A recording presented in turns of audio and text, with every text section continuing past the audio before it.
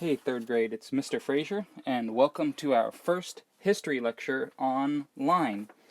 We're going to try a couple different ways to see which works best. Some videos you just may see my face talking. I may even go up to school and use the board. But I thought I'd try the keynote address and see how you guys liked it and how your parents like it. So, a keynote is basically these pictures and the words are going to come up, but all of the things that I'm going to be saying and that you're going to be seeing come from our history book. You see it says pages 207 and 219 through 219 on my screen. We're going to be reading through the book, and I'm going to be making these videos to kind of help you understand since we can't be together. I hope you guys are doing well. I miss you like mad, and I can't wait till this is over. I'm praying everything will end soon, and we can get back into class. But for now, we're just going to have to make do. So, this section on John Greenleaf Whittier and Louisa May Alcott is actually from last week, but I'm making a review lecture since we didn't do any videos last week. You can expect about 2 videos for history and 2 videos for science every week. I might make that a little less, maybe a little more, depending on how things go. I don't want to bombard you students or your parents with a bunch of information, but I want to be there for help. So if you feel like this is just too much for you, or if you're having trouble understanding, you can call me or email me. Your parents have all my contact information, and that goes for any parents that may be listening as well. Let me know what you think about these keynote addresses. I went up to class and I was recording things, and it kind of all looks confusing, so I decided to make these slideshows. So here we go. We're going to start it out and see how it works. So this is chapter 22, the last week's chapter, on John Greenleaf Whittier and Louisa May Alcott from pages 207 to 219 in your history book. There's a picture of Mr. Whittier when he was older, and here is a picture of Miss Louisa May Alcott, also when she's older. We're going to talk about him first. So, John Greenleaf Whittier is best known for being an author. So was Louisa May. An author is somebody who writes for a living, somebody who writes books or poems or haikus. And he was mainly a poet. He wrote many famous poems. Poems, if you don't know, which I'm sure you do, are a type of writing that usually rhymes and has kind of a rhythm to it. We're going to read some of his poems in a second. He wrote poems for over 40 years. It's even longer than Mr. Frazier's been alive, I know. His most famous poem is called Snowbound. I'm going to read a little bit for you right now. Snowbound, parts of it, it's a long poem from John Greenleaf Whittier. The sun that brief December day rose cheerless over hills of gray, and darkly circled gave at noon a sadder light than waning moon. The sun sank from sight before it set, a chill no coat, however stout, of homespun stuff could quite shut out.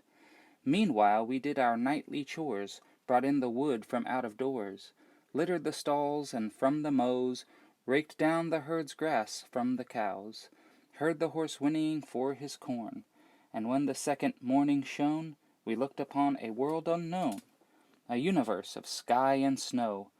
The old familiar sight of ours took marvelous shapes, strange domes and towers rose up where sty or crib had stood, a fenceless drift that once was wood. Now you can see that kind of has a rhythm to it, a way of reading or speaking that we don't normally do when we're just talking to our friends. And that poem is about waking up and looking outside and seeing snow all over. We don't really have to deal with that today because we live in LA. But where he was from, in Massachusetts, it snowed all the time. And most of his poems were about his family or about everyday life. Kids playing in the snow or his family eating dinner. And people could relate to that and enjoyed it. He also wrote 100 hymns and possibly even more. A hymn is a religious song. We have hymn books in our chapels. The books in the pews that aren't the Bibles, those are hymn books. And he was a Christian, and he loved music and he loved writing, so he wrote these hymns for the congregation to sing to Jesus during church. But he wasn't only just an author, he also did some other important work. That building you're seeing is the Massachusetts State Legislature, and that is the building where people go to make laws. He was a lawmaker. He served as a representative for the people of Massachusetts. He would go into that building there in 150 years ago, and they would vote on new laws. What should they do? How should they live? How much taxes should they pay? So he was part of the Massachusetts State Legislature. He also was a Quaker. A Quaker is a type of Christian. They have some extreme beliefs. Quakers don't use electricity. So even today, Quakers in Pennsylvania don't drive cars. They don't watch TV or play video games. I know, horror of horrors. But they believe that those things distract you from praying and worshiping Jesus. So he was very serious about his faith. Also, he was an abolitionist. An abolitionist was somebody in the past who wanted to do away with slavery. He lived at a time when people were still enslaved in America, and he lived in the North and believed people shouldn't be enslaved. Everybody should be free in America and everywhere. That's what he thought. And people who thought like him were abolitionists. That was the name that they had for them because they wanted to abolish or destroy slavery. All of these things. Not only was he a talented man, but he was a good man who loved the Lord and wanted to do what was right. He lived for a long time, well into his 60s, and he was writing that whole time. His last poem was called Sundown, and it was kind of talking about the end of his own time on Earth. But he was a great American author and a great American statesman. Moving on. Excuse me. Now we're going to talk about Louisa May Alcott. She was born in 1832 in Philadelphia, but she grew up in Massachusetts. She came from a good Christian family who helped people less fortunate than themselves. The Alcotts were not rich. In fact, they were kind of poor, but they took the Lord's commandments to love your neighbor as you love yourself to heart. And so whatever food they had, they would share out to their neighbors if their neighbors didn't have any. And this was a time before Postmates or Trader Joe's, so people would often find themselves without food or hungry. And so the Alcotts wanted to help those people. She was an author, which is, once again, somebody who writes things. She published stories in magazines when she was only 16 years old. Now, this is doubly important because when Louisa May was alive, they didn't see women the way that we do today. Today we know that girls and boys are equal. They're the same, and they should be paid the same, and they can all do the same things. But back in the 1800s, people thought that women's jobs were only to be mothers and to be wives, and that they should stay at home. And so for a woman to write books or publish magazines was kind of a big deal. It was harder for her to do it than, John Greenleaf Whittier.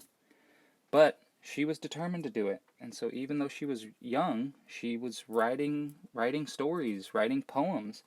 And kind of like Whittier, she was writing them about her family and the things that she knew of. In fact, She was writing about things that she hoped would change the world around her, just like Whittier wanted to abolish slavery. She wanted people to treat women better. She wrote a very famous book called Little Women in 1868, and it was kind of modeled off of her and her family and her sisters. And the book is so popular that it's been reprinted and made into movies, and they just came out with another movie about this book just this year, a couple months ago. It's in theaters, you can watch it. That picture that you see is the poster for it, with famous actors acting out her book because it was so good. She also wrote Little Men and a story called Joe's Boys. Joe was one of her family members, and so she wrote this book about the people around her. She also worked for women's rights.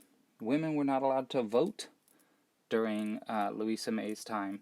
So if you were a woman and you wanted to vote for something, or you felt strongly about something, you didn't have a whole lot of recourse. So she wanted to change that.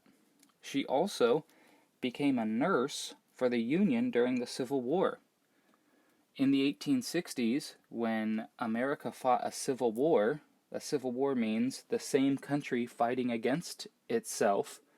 The North wanted to abolish slavery, and the South wanted to keep slavery in. And she worked for a nurse. The young boys were getting shot and hurt, and she wanted to help them. And lastly, her family was part of the Underground Railroad. Now, in a couple chapters, we're going to be talking about Harriet Tubman, and you all probably know the story of Harriet Tubman, who helped enslaved people escape to the North. But getting out of slavery was difficult. People were chasing you. You didn't have maps. You didn't have phones or hotels. The Underground Railroad was this secret system where people would help hide and feed and guide slaves who were trying to escape north. And Louisa May Alcott and her family were part of that network. So both of these authors, Whittier and Alcott, were abolitionists who were trying to do the good work of destroying slavery in America. All right. Anyways, that's a lot to listen to. This is our first history lecture. It's coming to an end. I hope you got something out of this.